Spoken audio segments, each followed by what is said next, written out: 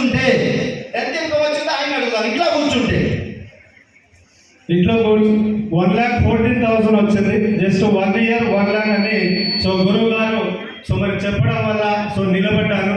So మా mentors కూడా చాలా so great so mentors so Dhanalakshmi madam and Shankar sir so మరి సపోర్ట్ చేసి సో మరి కష్టపడితే దీంట్లో ఉంది ఎంతైనా ఉంది అని తెలుసుకొని సిస్టమ్ని అర్థం చేసుకుని సో నిలబడితే సో 1.5 yearలో 1,14,000 వచ్చింది. సో తర్వాత యాక్సిడెంట్ అయింది. సో యాక్సిడెంట్స్ అయినా కానీ 4 నెలలు నేను బెడ్ రెస్ట్లోనే ఉన్నాను సార్.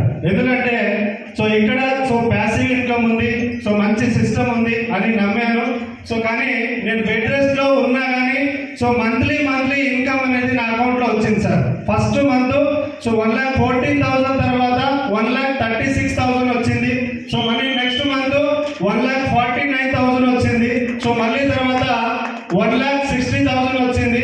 సో మళ్ళీ 4th మంత్ వచ్చేసి 1,57,000 వచ్చింది. సో సో అవకాశం ఇచ్చినటువంటి సో మా లీడర్స్ కి అదేవిధంగా ఎంఎస్ఆర్ థ్యాంక్ యూ. దేవుడు తినే రాకుంటే ఏదో ఒకటి కట్టుకుంటుంది, అవునా కాదా? నిరుద్యోగిగా ఆటో నడుపుకుంటుండేవాడు. ఆటో ఉద్యోగం రానటువంటి వ్యక్తి గురువు గారు మీటింగ్ వచ్చి మాతో జర్నీ చేయడం, ఈ అసోసియేషన్తో తిరగడం వల్ల 1,00,000 కష్టపడ్డాడు. యాక్సిడెంట్ అయింది. యాక్సిడెంట్ అయినాక 1,30,000, 1,40,000, 1,50,000, 1,50,000. ఈ చెప్పు చూసినాక చాలా మంది నా తన మాట్లాడింది సార్ మాకు కూడా యాక్సిడెంట్ అయింది చెప్పు పెరుగుతేవాడు.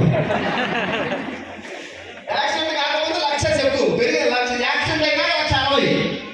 టీం పెరిగింది సార్. పైన అప్లైనర్స్ ఉన్నారు, టీం ఉంది, మధ్యలో ఒక్కడే హాస్పిటల్లో ఉన్నాడు. ఏమవుతుంది? అదే ప్రైవేట్ జాబ్ 4 నెలలు పోకపోతే వస్తాయా?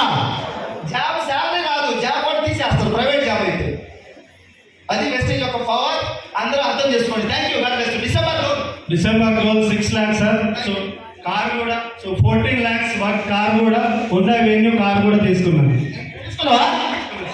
Thank you sir.